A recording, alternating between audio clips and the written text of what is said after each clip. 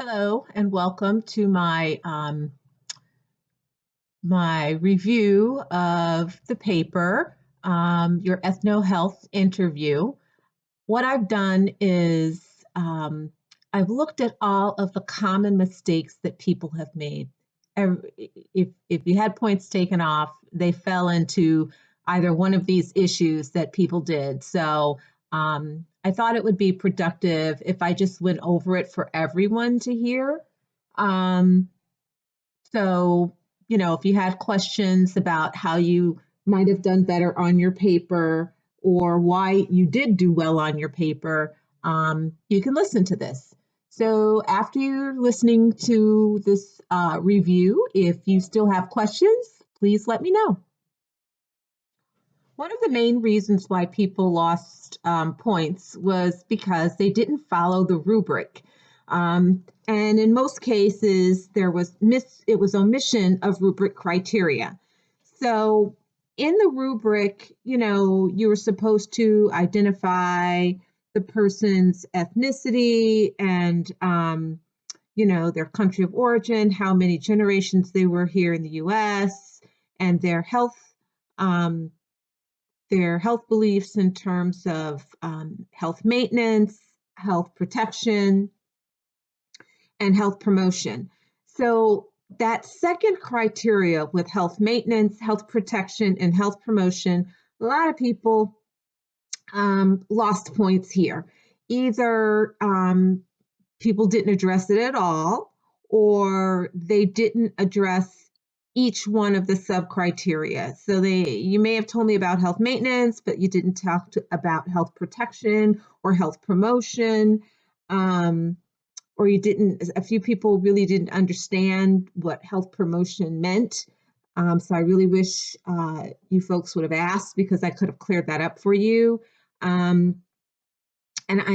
So that's where people tended to lose points. Also, the purpose of the paper was for you to interview someone, so you get practice doing this, but we don't want to know about the person's whole culture and what things are done in their country, because even though things might be a certain way for, let's say, Polish people, you may have a Polish patient who has a different health belief or has varying health beliefs from what the general population thinks, or because of their mixture of backgrounds, maybe you're Polish and Puerto Rican, your health beliefs may be different. So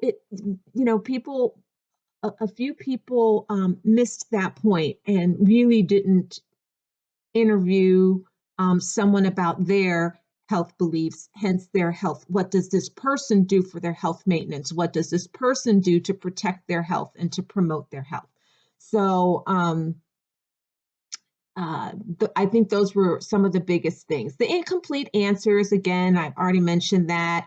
And then a lot of the criteria for many of the papers, it was very, very difficult to find in the paper.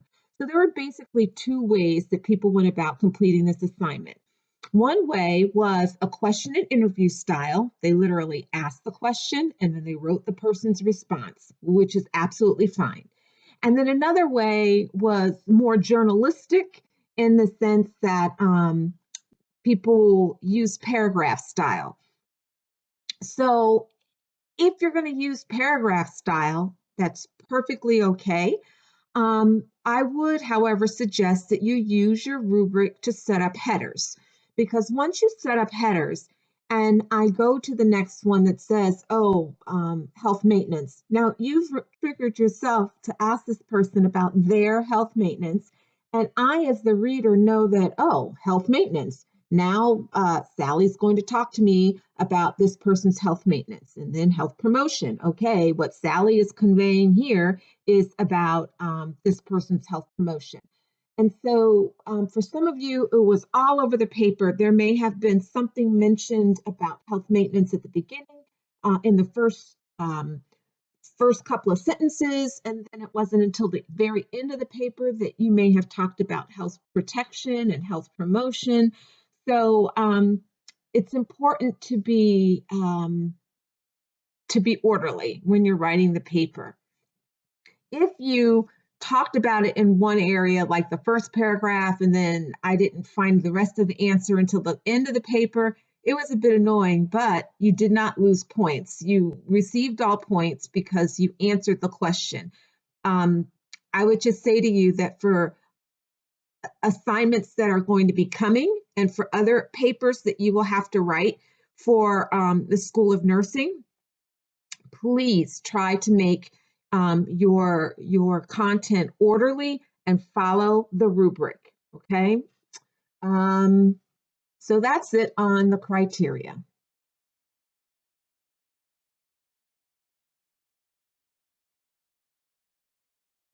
The other big area where people lost points was for APA grammar and spelling. Um, I would highly encourage you, if you had points taken off in that area, significant points, to consider using the writing lab, please. Okay. So there were lots of papers that had run-on sentences. Like a couple of the papers were like two really super long paragraphs. That's not how you write paper. Sentence structure, people moved between tenses, between future and past tense in the same sentence. Some of the sentences didn't really make sense, and maybe that was from like an editing error, like if you did some cutting and pasting or some re-editing. There were also some papers that had lots and lots of spelling errors. There really is no excuse for that, especially when we have spell check on our computers. So please use your spell check and please read the paper over before you send it in. It's easy. You have a flow of thoughts and you're thinking words and you're typing them. And maybe you thought the word and you thought you typed it, but you didn't. And then, there's 2 or 3 words missing out of a sentence that are key to having somebody understand it, and it's not there. Again, everybody does it. I do it. And so I find it very beneficial to go back and read my work through after I've written it. I'm like, oh, I forgot to put a word here. So please consider that as well. And then, like I said, missing words, things that we're missing. In regards to APA and citing the interview. Okay, so there's 2 ways to do this, and please refer to your APA manual. If you don't have an APA manual, maybe you don't like books or whatever, I would highly encourage you to purchase one as a soft file and have it on your computer. You can go to OWL and these other online reference places. They may be okay, but what edition are they using? And did they get the interpretation right? So when you are doing an interview, you're either using archived information, which is where you would cite it at the end of the paper for archived information. So what does that mean? That means maybe somebody did an interview with Louis Armstrong, and it's been transcribed and it's now in the Library of Science, Library of Congress or something like that. And you want to use that. So you can go to the Library of Congress, you can pull up that interview and you use it. And when you use it in your paper, you would cite it as a reference. All right. The other way is in text. So if people, when you in text citation, if I say to you, and you're quoting me, when I was a small child, when I had a stomach ache, my mother gave me chamomile tea. If you put that in direct quotations, then it needs an in-text citation. Even if you said, or maybe you said Bowen reported that when she was a child, her mother, used chamomile tea.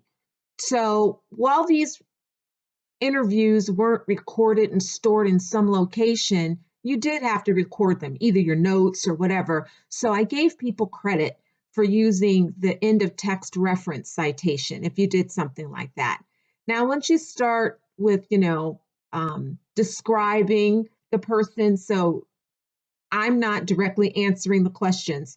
Bowen's mother used to give her chamomile tea when she had a bellyache or when she had a stomach ache when she was a little girl, and another home remedy was putting a warm onion in a sock to help earaches. And then Felicia Bowen said that she really thinks that they worked.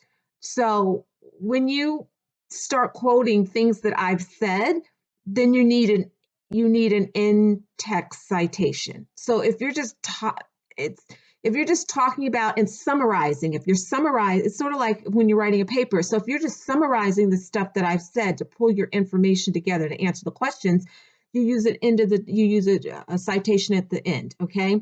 But if you are using some of my direct quotes, or you are reporting the stuff that I have said verbatim, then you need in-text citation. If you go to your APA manual, it is section 6, I believe. I'm going to double check. Yes. Section 6.02. Let me just double check here. Nope. 6.02 is self-plagiarism. Here we go, 6.20. I'm dyslexic today. If you go to 6.20, they tell you how to use personal communications, all right? So that's where you would get your information on how to cite that. And so that is it for the summary. Overall, people did very, very well. If you have questions, you can ask around to your classmates. Some of you did exceptional jobs. There's little notes on your paper asking if I can use your paper. If I can, or if I may, please just shoot me an email and let me know. All of the personal information will be redacted, but it's nice for people to see how things, may be reported, different styles of doing these interviews. Yeah, that's it. And if you have any questions, you can talk to me after class on Friday. I will have your papers and I will give them back to you after class on Friday. All right. See you then. Bye-bye.